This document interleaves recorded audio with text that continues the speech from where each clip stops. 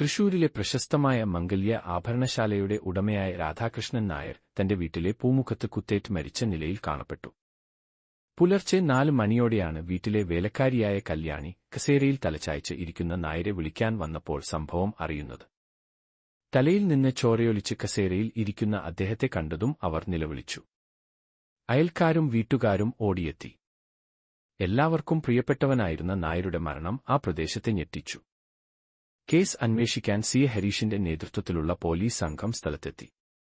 നായരുടെ വീട്ടിൽ അപ്പോൾ ഉണ്ടായിരുന്നത് അദ്ദേഹത്തിന്റെ ഭാര്യ സരസ്വതി, മക്കളായ വിനോദും വിമലയും, വേലക്കാരി കല്യാണി, ഡ്രൈവർ ഗോപൻ എന്നിവരാണ്. നായരുടെ ശരീരത്തിൽ ഒരു കത്തി കുത്തിയിറക്കിയ നിലയിലായിരുന്നു. പോസ്റ്റ്മോർട്ടം റിപ്പോർട്ടിൽ മരണം രാത്രി 11 മണിക്കും 12 മണിക്കും ഇടയിലായിരുന്നെന്ന് കണ്ടെത്തി. സി. ഹരീഷ് എല്ലാവരെയും ചോദ്യം ചെയ്യാൻ തുടങ്ങി. സരസ്വതി പറഞ്ഞു, ഞാൻ ഉറങ്ങാൻ കിടന്നത് 10 മണിയോടെയാണ്. സാധാരണയായി അദ്ദേഹം രാത്രി 11 മണിക്ക് ശേഷം കിടക്കും. എനിക്കൊന്നും അറിയില്ല.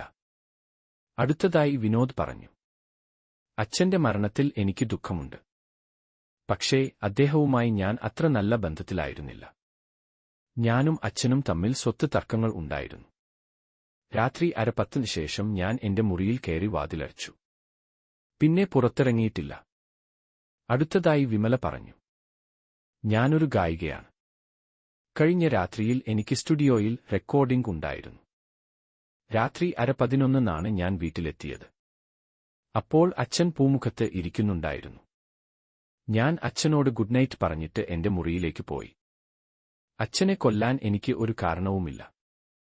അടുത്തതായി കല്യാണി പറഞ്ഞു, രാത്രി 9 മണിയോടെ അടുക്കളയിലെ ജോലികളെല്ലാം തീർത്ത് ഞാൻ കിടന്നു. രാത്രിയിൽ യാതൊരു ബഹളവും കേട്ടില്ല. നേരം വെളുത്തപ്പോഴാണ് ഞാൻ ഈ കാഴ്ച കാണുന്നത്. അടുത്തതായി ഗോപൻ പറഞ്ഞു, അയ്യോ സാറേ, നായർ സാർ എനിക്ക് ദൈവത്തെപ്പോലെയായിരുന്നു. ഞാൻ സാറിനെ കൊണ്ടുപോയി രാത്രി 10 മണിക്ക് വീട്ടിൽ ഇറക്കി.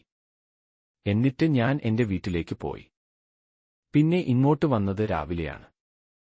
പോലീസ് പൂമുഖം വിശദമായി പരിശോധിച്ചു.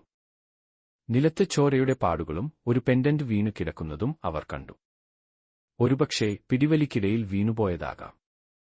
വിനോദിന്റെ മുറിയിൽ നിന്ന് ഒരു പത്രക്കടലാസ് പോലീസ് കണ്ടെടുത്തു. അതിൽ ഒരു സ്വത്ത് തർക്കത്തെക്കുറിച്ച് എഴുതിയിരുന്നു. വിമലയുടെ മുറിയിൽ നിന്ന് ഒരു സ്റ്റുഡിയോയിലെ റെക്കോർഡിംഗിന്റെ ബില്ലും കിട്ടി. സരസ്വതിയുടെ മുറിയിൽ പ്രത്യേകിച്ച് ഒന്നും കണ്ടെത്താൻ കഴിഞ്ഞില്ല. കല്യാണിയുടെ മുറിയിൽ ഒരു തുണിയിൽ പൊതിഞ്ഞ നിലയിൽ ഒരു പഴയ ഫോൺ കണ്ടെത്തി. ഗോപന്റെ മുറിയിൽ നിന്നും ഒരു കത്തിയുടെ ഉറ പോലീസിന് കിട്ടി. നിങ്ങൾക്ക് തന്നിരിക്കുന്ന വിവരങ്ങൾ വെച്ച് ആരാണ് നായരെ കൊന്നത് എന്ന് കണ്ടെത്താൻ ശ്രമിക്കൂ. നിങ്ങളുടെ ഉത്തരം കമന്റ് ചെയ്യൂ.